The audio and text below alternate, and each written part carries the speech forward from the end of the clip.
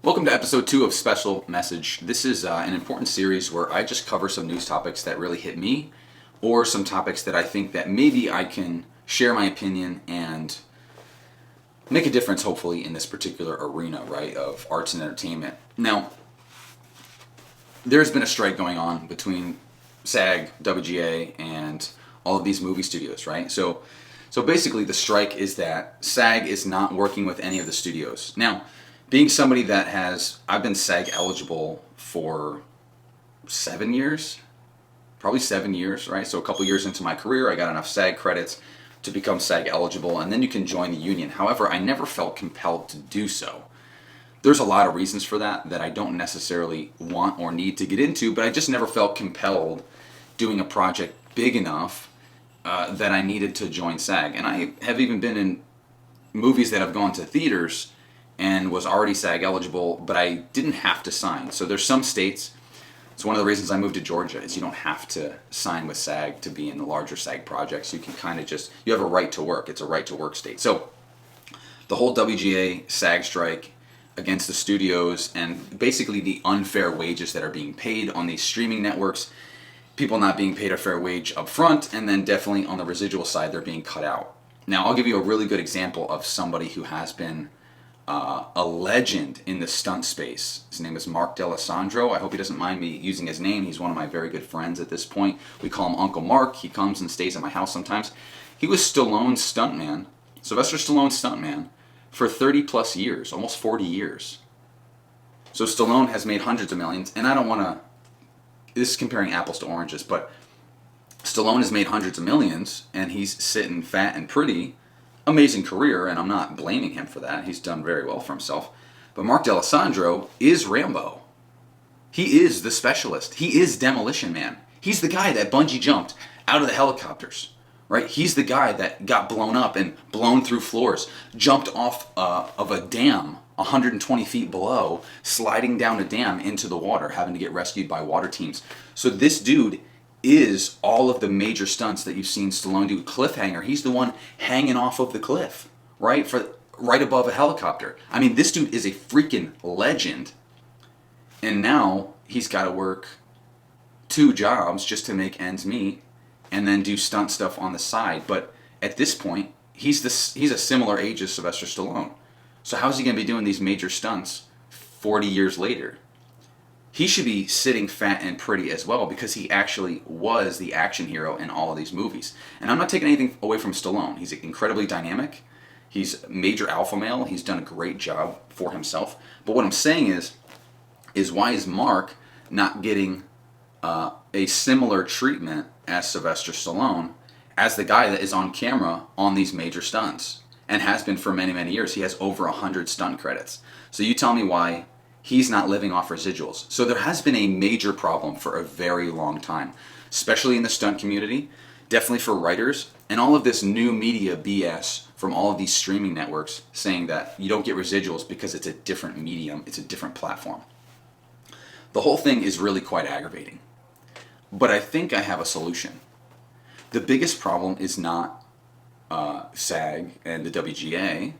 The biggest problem is that these studios are completely bloated, and they're, when you look at a movie, let's say it's a $150 million budget, there's 100 people on set at any given time, and half of them are doing nothing.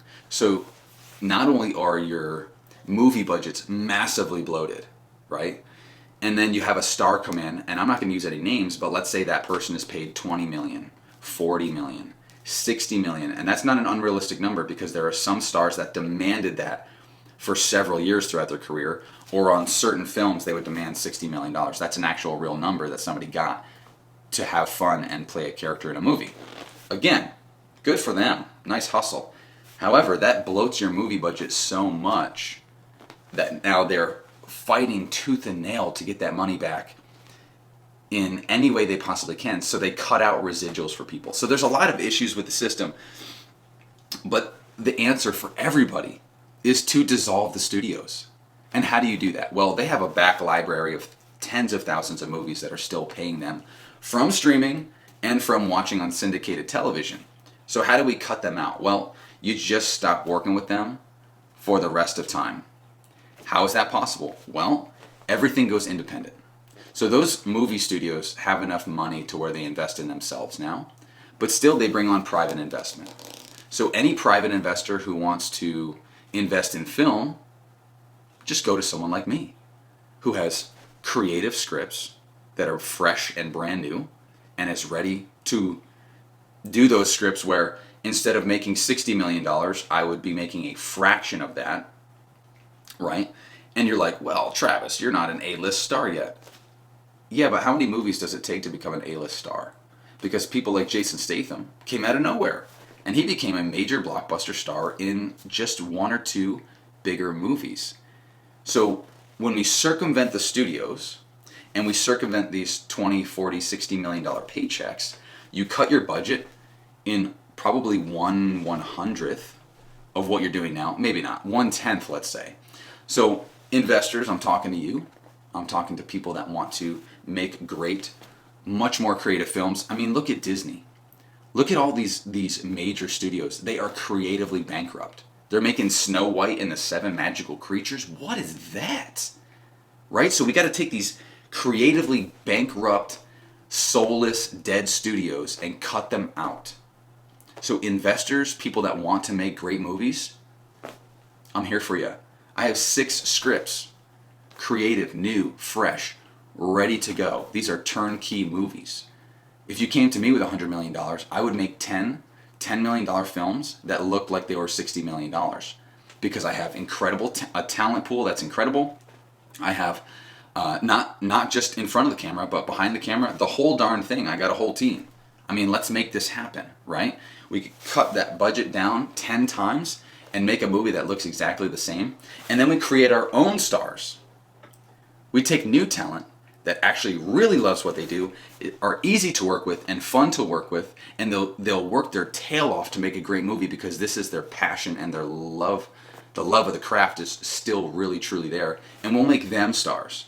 That way you got no prima donnas, you got no Amber Heards, you got none of these people that are going to destroy your movie and be late to set every day, which expands your budget even more. There won't be a bloated set where you have 50 people standing around doing nothing half the day. We're going to cut that down and make more movies that are more creative at a much better budget, right? So there's one thing. Another thing is that SAG has a lot of issues as well.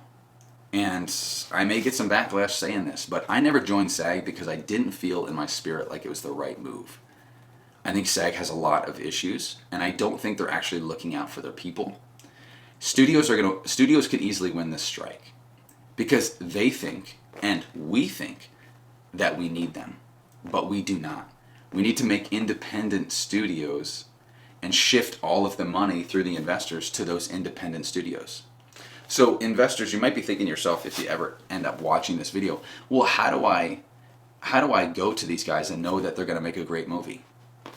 This is simple. If you're used to investing $40, $50, $60 million into a movie and coming in with 1 or 2 investors to get to that $100 million pot, just give me $200,000. Give me $1 million, which is a small investment for you. And those movies, a good action movie at that point, at that monetary value, is very easy to get your money back. We just throw it in the movies for a couple days, throw it in the theaters for a couple days, and you got your money back. So let's start small, and I will show you. We will show you. It's not just me. There's a ton of independent creators that are super talented. Right here in Georgia, where I am, I go to Trilla Studios and hang out with actors and directors and producers and writers all the time. There's tons of talent here. People that are genuinely passionate and want to do a good job, and they will. So we need to cut out the studios. Just to recap, let's make this all very clear. We need to cut out the studios entirely. All of these big box studios, Disney especially, holy moly, I'm sick of these guys. All of their movies have flopped in the last couple of years, and it's not getting any better. They're getting more woke, they're going more broke, and they're doing some really just terrible stuff. So cut out these big studios. We may need to shift away from SAG, maybe start a new union. I'm not sure. I don't think there needs to be a union. I think we just need to pay people fair wages and then set up a residual system if that's how we want to do it, or just pay more up front to where they're going to work job for job. The problem is that actors don't have retirement, and residuals were their retirement, which now people like Mark D'Alessandro, 150 movies in, has no retirement. So there obviously has to be some type of residual income that comes in, and I believe in that. So I think there needs to be a streaming deal with independent studios. I think investors need to come and spend 10 times less money and get the same awesome result. Cutting out these larger studios, these bloated, massively bloated budgets. The CEOs of the studios and all these people are enriching themselves by tens of millions of dollars at a time. So we need to cut them completely out. I think we need to cut SAG out, cut the WGA out, and just bring it back to the number one most important thing in any film: the story. Now, some people are going to write with Chat GPT, they're going to write scripts with Chat GPT and all this crap. Those movies will be seen for what they are: soulless trash. Let the people vote. You got to vote with your dollar. When you start to make really good movies at a fair budget, where you have a couple $1,000,000 and you can do some of these stunts and you can do some of these action set pieces, but you're paying your actors a fair wage and then you pay them residual anytime that movie plays somewhere, whether it's on syndication or whether it's on a streaming platform, they get some type of residual from that. If we can make some new agreements and actually pay people fairly, we can basically just cut the unions and the studios right down the middle. And I'm not saying this because I hate SAG actors or because this, that, or the other thing. I'm saying I'm trying to find a solution. SAG has a lot of issues, WGA has a lot of issues, and the studios have a lot bigger issues.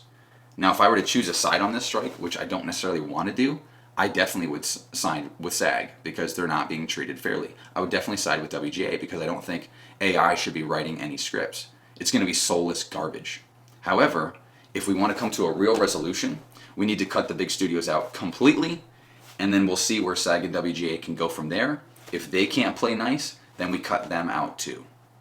And I'm sorry if that's harsh, but that's reality. At this point, studios can hold out. They're still making millions of dollars on past projects that they've done, tens of thousands of projects that they've done with SAG actors and with WGA writers. But they're going to be okay. They'll just put a halt to everything for 3-4 years. Every SAG actor won't get paid for a very, very long time. They'll fall apart. Nothing will get made. And it's going to go independent anyway. So let's just cut it down the middle, start going independent right away, get rid of all this union BS, all these ridiculous rules, all this COVID mandate regulation BS, and start making some fun, exciting, awesome movies. That's the special message. That's the answer. If you want to contact me, you can do so. My contact will be in the link below. And if you're an investor, I definitely want to chat. What's the next step? Let's make it happen.